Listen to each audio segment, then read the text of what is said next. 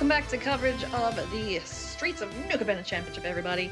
I'm Eli Loney alongside Corey Baumeister, and we have got more magic to show you. There's going to be Eli Kassis versus Yuma Koizumi. Corey, tell us about this matchup. Yeah, it is a mirror match, so of course that is, about as close as it can get.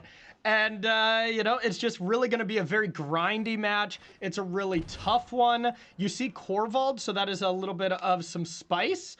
But yeah, it's going to be a really grindy match, so buckle up. And we do know Eli took down a very lengthy game one here. Yes, indeed. We were talking earlier in the previous matchup that these food mirrors can go on and on and on and on. So I hope you bought your snacks and your beverages. So yeah, just sit back, relax, because this may be a long one. Trail of Crumbs down here for Yuma Koizumi, who is leading the challengers right now for the World Championship race. So he's going to be feeling pretty good about his positioning right now. Exactly, in that same spot as Simon Nielsen, and Simon Nielsen felt pretty confident on his math that he was into the World Championship, so gotta be the same for Yuma. Kassis, on the other hand, he's already in. He won the Neon Dynasty Championship, so, not too much stress there, but would still love to make it into the top 8 here this weekend, as I'm sure all of the players who are qualified would like to. Yeah, pretty funny story with this one, Eli.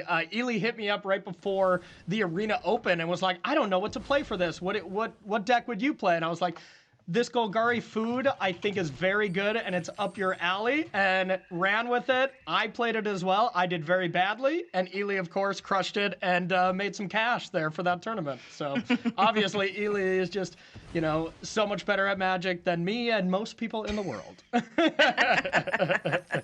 A well-deserving champion in the last set championship, so we'll maybe looking to run it back here, sitting at 4-1, an excellent start to his championship. As we see an excellent start to the matchup here for Yuma Koizumi, Cauldron Familiar with food, with a goose now coming down soon, and the Trail of Crumbs to just keep the value going. Now, I do see a Corvald in this list, so that excites me just a little bit more. That is a way to finish games quickly. That does excite me as well. Like, whenever there's just a bunch of ravenous squirrels that are running into Cauldron Familiars, Yuma's just like, no thank you for any of that. I'll be playing Big Dragon. Oh yes, Big Dragon is one of the top-end cards that we've come to know and love in this archetype. So I'm happy to see a good old Corvald hanging out there. Yeah, absolutely. Yuma's sideboard is really, really interesting as far as the Golgari Food traditional sideboard that we've been seeing. Corvald, Questing Beast, Unlicensed Hearse as some new additions from the traditional list. So pretty teched out. I'm sure Yumi has tested these cards quite extensively. Oh, for sure. I love to see the different the different spice you try and add into the Golgari food deck just to try and make it a little bit more appetizing, right? You've got to experiment in the kitchen a bit here. So the Splash for Red, I like it a lot. Corvald is just absolutely nutty if you can get him down. You just have to make sure he doesn't die to any pesky removal spells like, I don't know, a Noxious Grasp, perhaps. Yeah, Noxious Grasp is another one we don't see that often, where Corvald, against most other lists, what are you going to do? You're going to Fatal Push it? You're going to hit it with Meat Hook Massacre? That's some really spicy tech, because without that, and Eli only has one Noxious Grasp too, so that's going to be quite ideal for him. Outside of that, the card's just pretty much unkillable, outside of a couple Mortality Spheres that some people play. So in terms of the mirror match, I think Yuma Koizumi may have the advantage there. As we're going to see Lures of the Dream Den brought to hand here for Eli Kassis. Cauldron Familiar getting in there 1 point of damage. An Outland Liberator is drawn here for Yuma. And while I totally agree, I would think deckless-wise, Yuma has the advantage in the mirror. As far as just how the hands are going and drawing the cards that have really mattered, well, kind of neither of the players have really done it. We did see the one Trail of Crumbs that got dealt with, but outside of that, neither of the players has that traditional Golgari food draw where all the pieces are together quite yet. Yeah, so we're going to rock a Corvald Faker's King with nothing else to chomp on this battlefield, barring a land. So land down, drawing a card, and another Outland Liberator is drawn there. It does activate the Fatal Push, but I mean, there's nothing you really want to kill right now, but I think the Goose is possibly going down.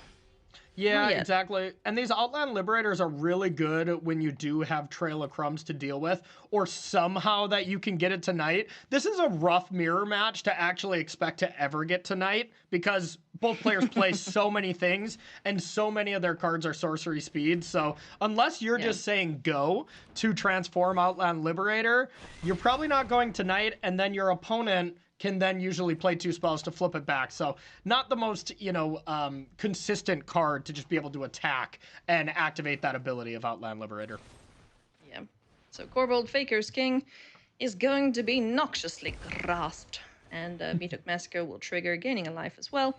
But we did see the Meathook Massacre just for 0, so that the critters on the board will survive, setting up for a future turn where we can do some ridiculous sacrificing things.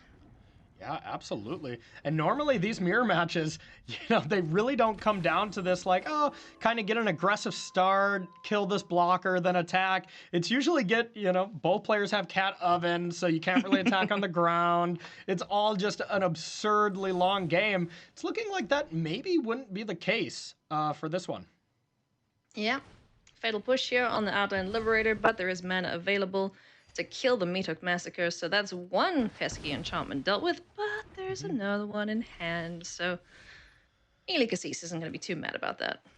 Exactly, and then Yuma didn't want to play the other Outland Liberator to become too susceptible for Meathook Massacre number 2, but here, look at this play. Luris bringing back Trail of Crumbs is so strong. Oh, it's great. And also Fatal Push can't have Revolt activated anyhow, so Luris gets to hang around at least for now until something happens on Yuma's side of things. It's got to be Outland Liberator, sack it immediately to deal with Trail, and then Fatal Push Luris, just to cut off that chain of bringing back Meathook Massacre, bringing back Trail of Crumbs yet again. That stuff is just detrimental. But now Yuma's going to be out of gas, and we see Eli just gets to pick a card here, not the most exciting land, but also has that sneaky little hive of the Eye Tyrant to be able to cleanly deal with Cauldron Familiar from Yuma's graveyard, which is another really big deal. That is a big deal. And just being able to get 2 cards before Trail of Crumbs dies to the Outland Liberator, that's just excellent. So sure, he loses the Luris, but, Luris did its job. It got so many cards out of Yuma's hand. He's basically sitting with nothing right now. And here comes Hive of the Eye Tyrant. Like you mentioned, it's an extra clock. It's also graveyard interaction. So bye-bye, little kitty on the other side of the battlefield. Thanks for participating. And while we are talking about Luris, we should mention that Corvold comes with a bit of a cost in this match where you are not allowed to play Luris as your companion here. And we, I looked over, I was like, oh, Yuma must have already lost Luris, but nope, cannot be played, which is a huge deal. Yeah.